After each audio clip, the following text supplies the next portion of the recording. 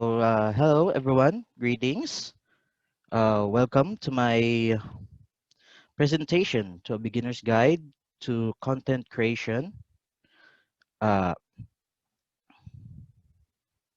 okay, first things first, let me introduce myself. My name is Elpi Kristian Maaghop. I am a recent level 1 judge. Besides that, I am a cosplayer, the current manager of my college esports team, the Malayan Warlocks esports team, while also being the external affairs officer of the college esports organization, a content creator for the Assorted Peanuts YouTube channel, and lastly, a retired esports athlete. Now, for the topics to be discussed for this presentation, we will first find out what is content creation, the meat and potatoes of the topic, a guide, a guide general rundown on what is content creation for those who are interested to delve into the medium, just so you can know your choices. Secondly, we'll discuss community building as a content creator, just some few ins and outs. And lastly, what you will need for content creation. Mind you, this will only talk about what you will generally need, for in the end, everything will be up to you. So let's begin. What is content creation? Well, technically speaking, content creation is the contribution of information to any media and most especially to digital media for an end user audience in specific contexts. Basically, this means it's a form of medium where you contribute to the dissemination of information via preferred medium or content. It could be through various forms of mediums, through speech, for example, a podcast. Most of you would know a famous podcast for us judges, which is the Judge Cast. And while for me, since I am also a fan of Dungeons and Dragons, I'm the recipient, or in other words, the audience of the following content creators. Not another D&D podcast and Critical Role. Another medium could be video game content, your self-expression for the game. For example, game nights. It could be said that game nights is now a form of marketing for Magic, which is also true since that is also a form of content creation. Since it is actually contributing to the information dissemination via digital media. Other forms or examples could be through other various mediums such as music via Spotify or SoundCloud. You could also have a talent for arts. You, you can contribute information via speed painting or crafting for, for other cosplayers out there, videography, or online commentary. As long as information is contributed to a form of media, it can easily said to be a form of content creation. So, is everybody? Does anybody have any questions regarding content creation for now?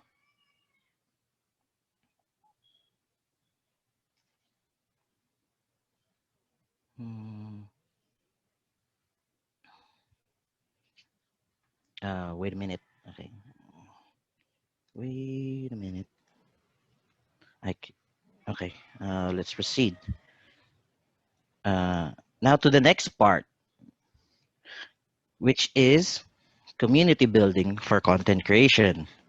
So, what could be the starting point for your community building journey? Well, for one, you should always start with knowing your niche or target audience.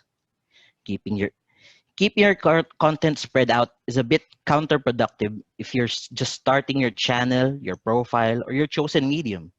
Hoping something will stick for one would only confuse your audience. One day, let's say you're posting something about magic, and the next day it's about Hearthstone. It would not it would not incentivize a person to follow or subscribe to your channel, since your audience would just get confused on what it is you're trying to contribute to, or who you are. Remember, you're just starting your journey, and people are still trying to get to know you. There may be people that you follow that have a diverse form of content. but that's just because they already have a solid foundation or audience that they keep. This will also help introduce you to other potential followers. Now, since you have found your niche, target as you simply target as you slowly build up your community, you get to be known for something and garner more audiences, which would then lead to accelerate your authority on the topic. A good example for this would either be Command Zone Podcast, which they are known for casual EDH, and through this, their authority has been noticed or accelerated. This is easily notable by some influences in prices by the cards they have noted in their content. It may not be always, but most of the time due to their notoriety in casual EDH.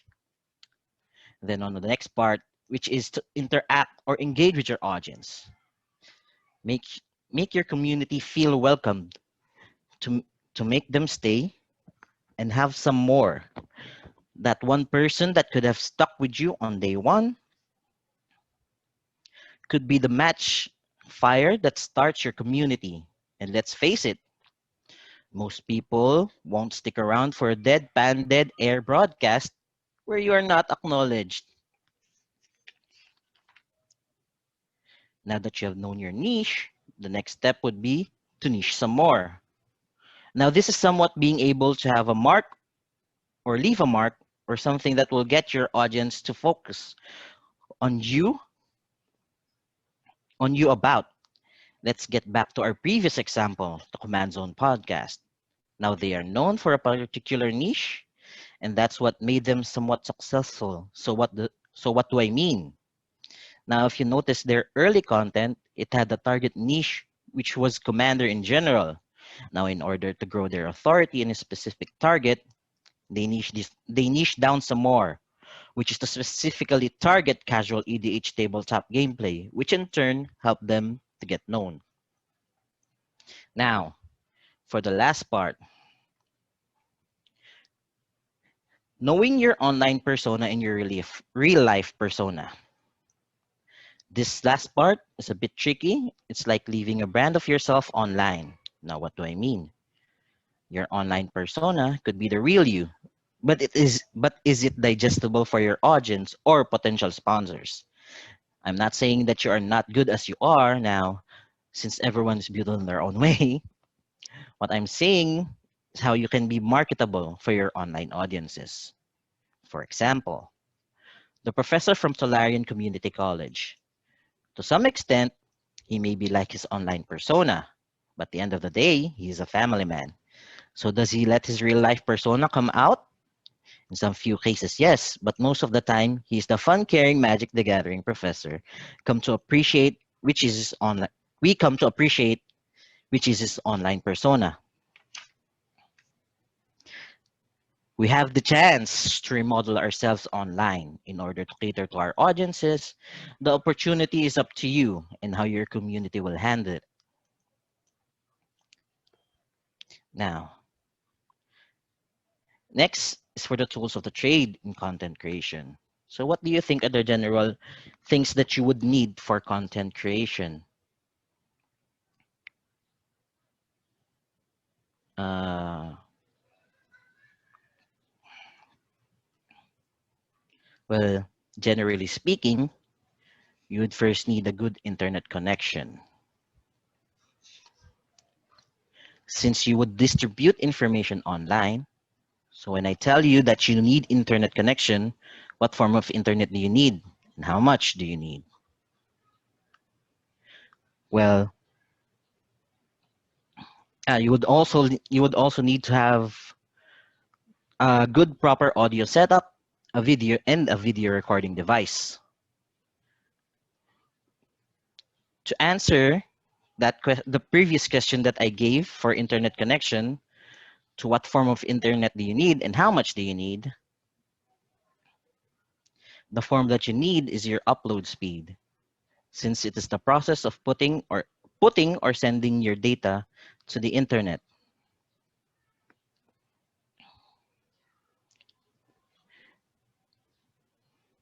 You may have a high internet speed high internet download speed, but upload speed is what is essential to deliver your content. How much do you need? Can anyone take a guess?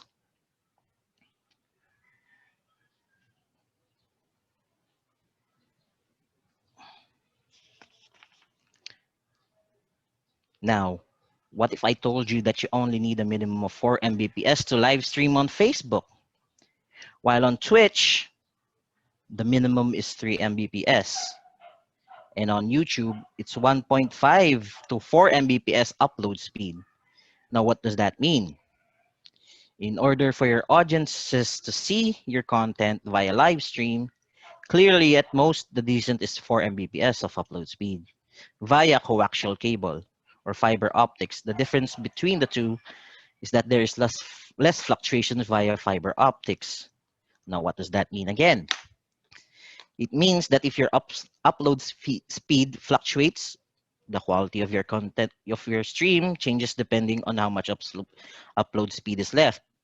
And this is where high upload speed comes into light, where should your internet fluctuate, the excess speed is used up instead to avoid quality issues. Now, what do I mean by quality issues? If your internet is lacking, by form of example, the image on your right, on the lower right, is a previous live stream that we had that uh, that had internet fluctuations. If you can see, if you look at the image, you can't read the items that are currently on the screen. And and if the upload speed fluctuates, the quality of your video and sometimes your audio is also affected. You may send some frame drops in your video, and you may also see some quality drops in your audio, some delays. From a perfect example would be like an old Asian film where the dub would look like the sentence has already spoken but the mouth is still moving. Those kinds of audio quality and video quality is what will happen when your internet fluctuates. Now, for the next part,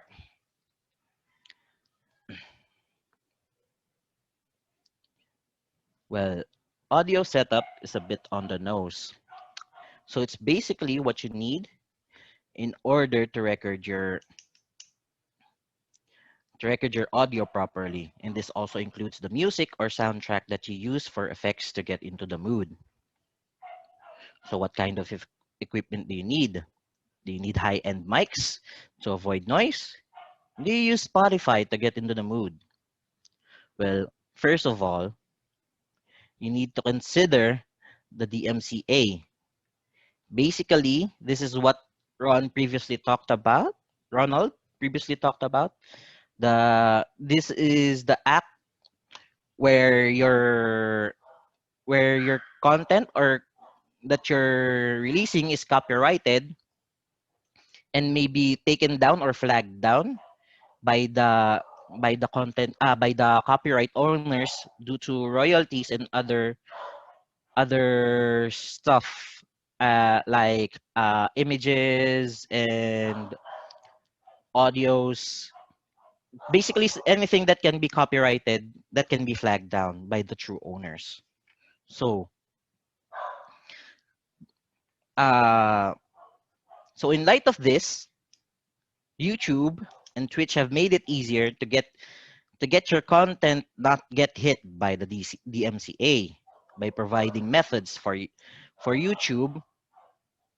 They are currently using YouTube Studio, where content creators can find a tab that YouTube has created to provide a list of usable soundtracks. So if you're planning to make a video recorded or a live stream, you can just check out the developer tools tab in YouTube and search for the name of the song or name of the artist. They usually have if the name of the song or the title or the image pops up there, it's usually not copyrighted and you can use it on YouTube. And most of the time, if you use it, if you can use it on a YouTube video, it's most probably, and you can most probably use it on Facebook and other streaming platforms. And now, yeah, YouTube has created to provide a list of usable soundtracks, and you can do a cross search using it to find out if the audio you plan to use is copyrighted or not. Same goes to Twitch. Twitch has introduced soundtrack. However, Twitch soundtrack is not that yet reliable since it is still being disputed and it's still in its beta phase. But it can somehow help. Uh, Recently, Twitch has some issues with DMCA and with the DMCA because of this soundtrack. Because of soundtrack, some of the previous videos are getting flagged and taken down due to copyright strikes by the original owners. You just need to avoid that because your content being flagged down means a loss of revenue. Sometimes you would notice that your video is still up. However, it's been flagged by the copyright owner due to a clip or an audio that you've used. Uh, and it's still the video is still up and still gaining revenue. However, uh, the money that you would be earning from your content does not go to your profile or your own money. It doesn't go to you. It goes to the copyright owner. Even if it's just a small clip, let's say around 15 to 30 seconds, they could usually flag that down. But that does not mean to say that you cannot refute the copyright claim, the copyright strike. Most of the time, there are some people who flag down videos and live streams just for the heck of it and just to remove a video. And when you refute it, YouTube just double checks and puts your video back up, and you get your revenue back. But it still helps that people that there's some other method to keep your revenue and your content safe. Now, for microphones, it is not necessary to buy high-end equipment. There are tons of alternatives and do-it-yourself methods to try and get the outcome that you want. High-end equipment may not be necessary, but what is needed is that you be heard clearly. So, can you hear me clearly? Uh, there are some alternatives that you can use, but diving on the cheaper end of things on microphones and other stuff would make your videos have more noise. It makes your audio quality dip from natural due to natural noises like wind, background noises. If you somehow use some noise reducers like the one shown on the screen, it would help in reducing the noise taken by the mic. Uh, these This noise reducing equipment that I'm showing you right now, I forgot its name, sorry, but I recently just bought it from an online shop, and it somehow helped in my audio quality issues in my previous videos that we've uploaded on our YouTube channel and on our live stream. uh you don't have to dive deep on high end equipment.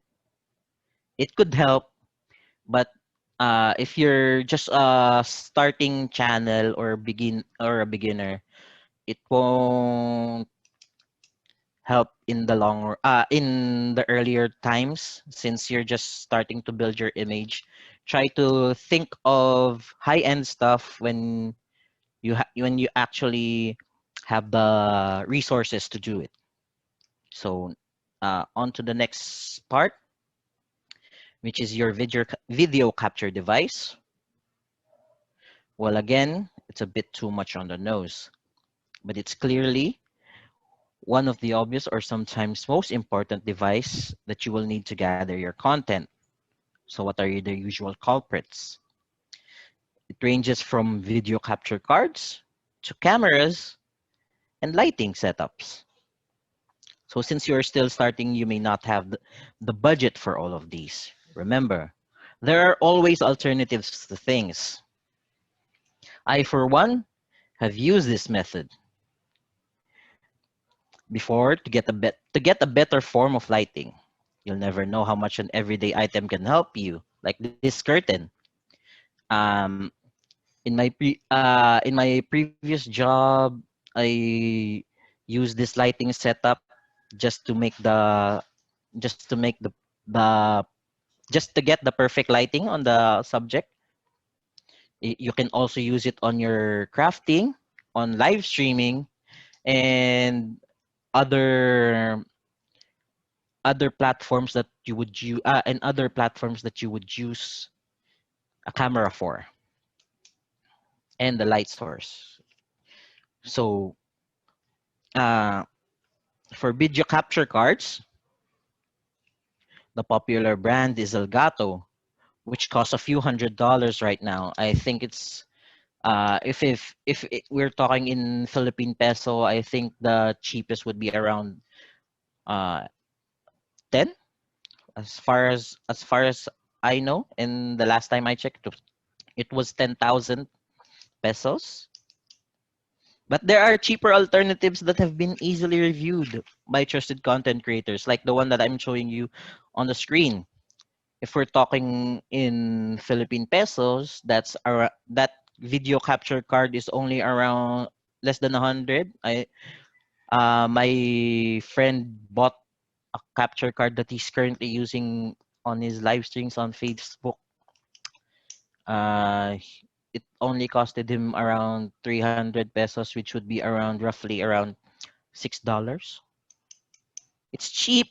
Yeah, there are safety concerns. Not really safety concerns, but the quality of the product. It's stable. It's hardy, but it's good. It gets the job done.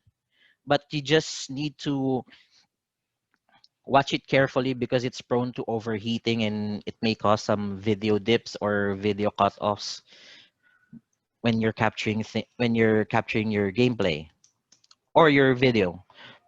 There are also and lastly, you could always, and I mean always, improvise with what you have. Deck boxes, deck boxes. The tools are at your disposal. Yeah, for others that may plan to stream some of your gameplay in spell table, you can actually use this setup. Some of my friends that actually play spell table use this setup. They just cut out a piece from their deck box, or a friend of mine actually used the Pringle scan and has a slot for your phone, which is at a proper height and angle so that every card is visible. This is not only for playing card games. As I said, it can also be used for crafting, online some online commentary, some unboxing videos for, I don't know, your if you plan to open a booster box. That's a thing right now that's quite popular. People are actually watching videos of people unboxing popular sets or previous sets like Alpha Investments, to name a few. There are also other video capture streaming software, as previously listed by the previous presenter, Ronald. You can use OBS, XSplit, etc. You just need to be open to possibilities and how your current hardware can handle them. And since you're still just starting up your channel and your profile. Now, Before I go, here are just a few pointers before we end the presentation. These are some of the mistakes people make. Point one, do not get disappointed when people leave. Appreciate those who stay. Uh, we should focus on the positive. We dedicate our time to cultivate our own community, our own channel, and our own online persona. Next would be engage with your audience. Your audience is the blood of your community. The more you engage and make them feel appreciated, the more they'll support you.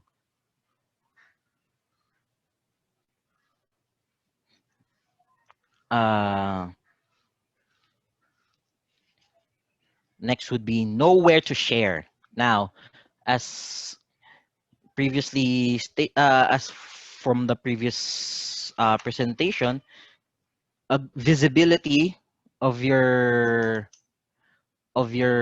content is good, but visibility throughout different platforms could be good, but this could be a bad thing for a growing channel or community. Sharing to a group that is not interested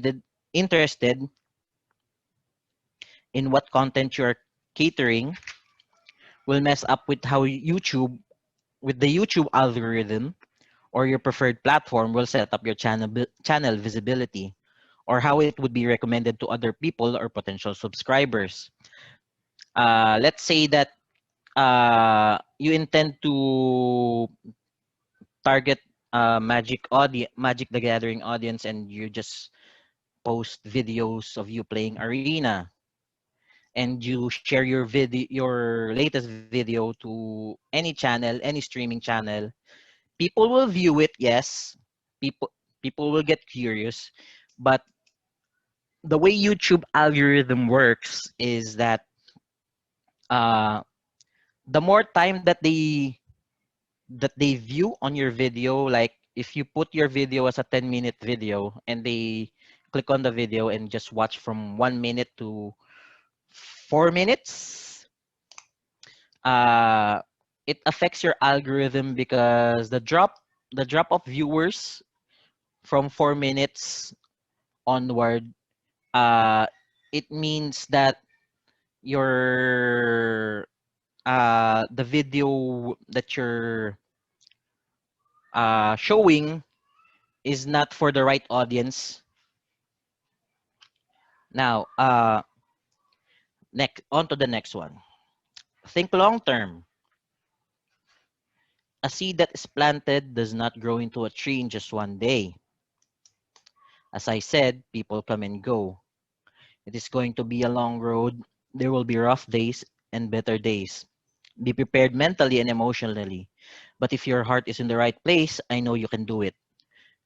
Uh, these Some people actually think that content creation is that easy. You just sit down, make a video, people will watch it. But it doesn't work that way. You need to make yourself known out there. Personally speaking, uh, I have known people. I know people that are currently big in the content creation scene that actually took years to build up their audience, their subscriber count. Uh, I'm I was there on when the subscriber count was around 100, and it took them around 2 years to actually reach around the 5-digit count. It's not going to be easy. I'm telling you. Uh, you're doing what you want, but the payoff is not that good. But you just need to think positively that you're doing what you want, and not everybody can do what you're doing and get something out of it. Now, lastly, don't give up too early. Every day is a chance to do better than before, a chance to make a breakthrough and achieve where or more than you could do the previous days. small progress is still progress. Things things that you may not notice, uh that one added viewer, one added subscriber may be the key to sharing to a broader audience by word of mouth. It may not come this day or the next day, but it will come. You just need to keep on looking forward and present yourself the best that you can be. So that's my presentation, guys. If you have any questions, please leave it on the chat. Thank you.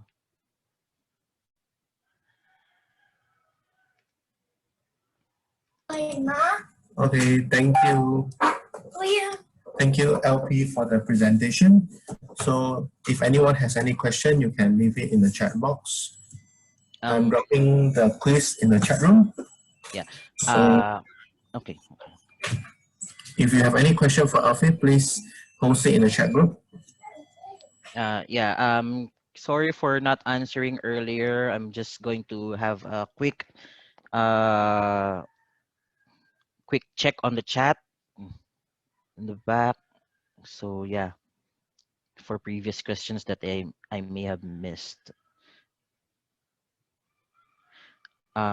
Joshua Blue said, I'm streaming with 12 Mbps upload and it's pretty miserable. Yeah, what I previously told you about 4 Mbps being the minimum is for actually just the 480p quality of a video stream. So if if that 12 Mbps is still divided to other people, the quality would still go down and the fluctuations would still happen. And since it's only on 480p, a drastic dip would happen. So 30 Mbps is good actually. At least 10, yeah. Bitrate is incredibly low for these, yeah. Obstacles, funding, and skill. Low barrier of entry. Just to add, 8 Mbps is equal to 1 MB per second.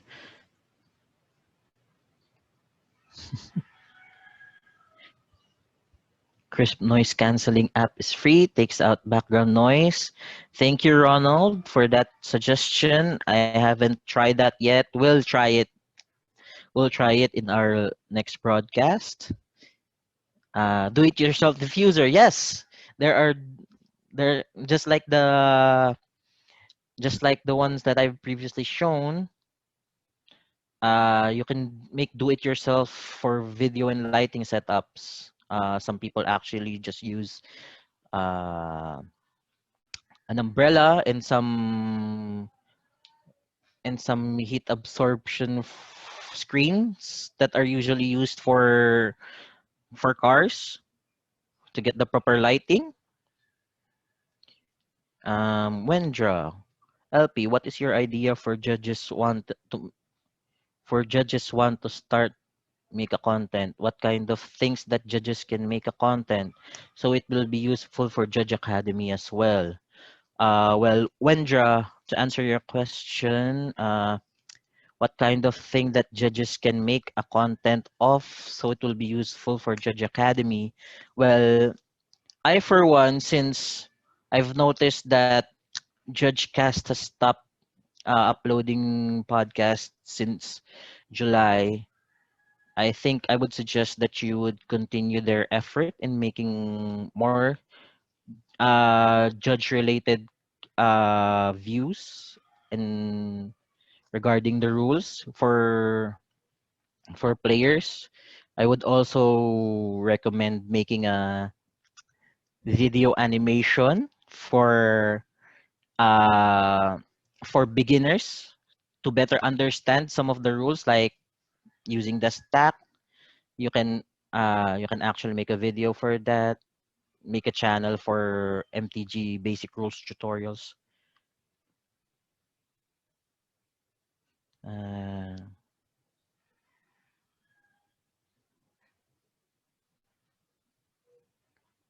how much am I going to shell out for the bare minimum setup for a streaming set? Jose Carlos Santos asks, how much am I going to shell out for the bare minimum setup for a streaming setup? Hmm, it depends on what kind of content you are going to make, since let's say you're just going to stream uh stream some crafting. There are apps on your phone that you can use to broadcast it directly to Facebook. So a streaming set that you would require is for your phone and some lighting, and you can actually use your normal room light or a tripod for your setup.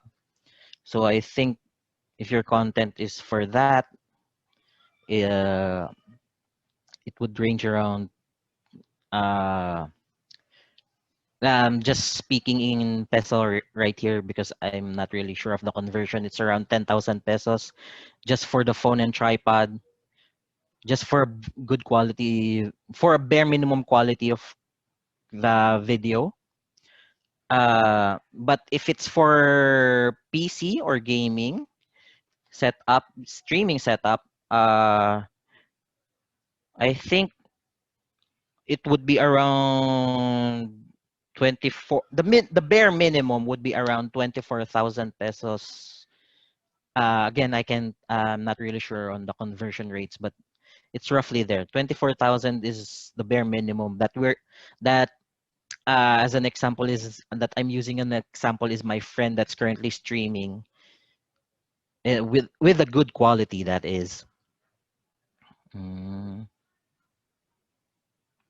yeah, I feel like 480p is wishful thinking, especially since Twitch doesn't really give you the option to change your stream resolution until you're partnered. I guess for other platforms it can work. Yeah. Mm, if this one is still okay. I feel like 480p is wishful thinking, especially since Twitch doesn't really give you the option to change your stream resolution until you're partnered. I guess for other platforms it can work. Well, it depends on what you're using, Eleazar, Lim. Uh, we we usually stream using our PS4, and Twitch actually gives us the option to stream via uh using 360p and 720p quality, and using only the minimum 4 mbps.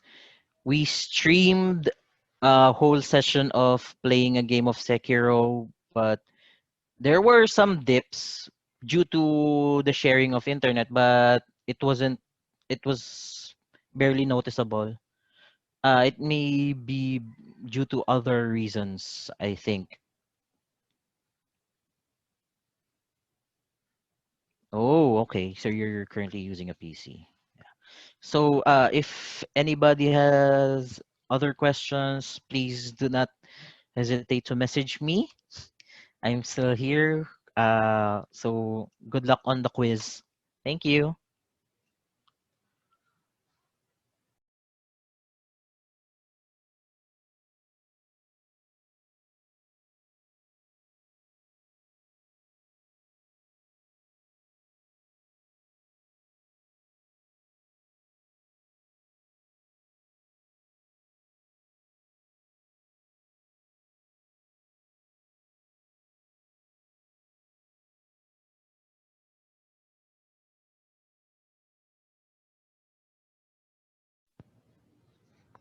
So Ronald asked again, how often do you need to engage with your audience? I've noticed a trend from content creators where they just present a gameplay video without actually talking or providing in-game content commentary. Wait a minute. Excuse me. Uh, how often do you need to engage? For me, that's highly subjective. Pero but for beginning channel, I'm saying this uh subjectively, since if you're just a starting channel, any viewers or subscribers would be entertained, and it could lead to word of mouth.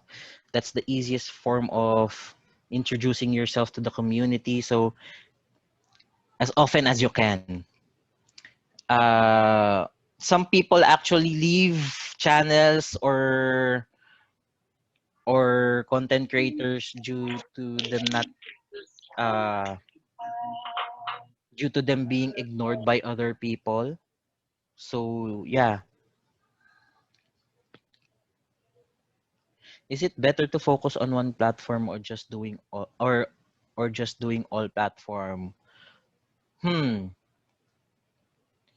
Well, for me, I would recommend focusing on one for now, because as I said earlier, people would get confused on where to get to you. Let's say you're making YouTube content but you live stream on Twitch. People would get confused on on where to catch you, and it would lead to loss of subscribe potential subscribers, since they may actually follow you on Twitch while you need more subscribers on YouTube. People tend to ignore one platform from the other. So for now, for a beginner, it would be better to focus on one to avoid any confusion.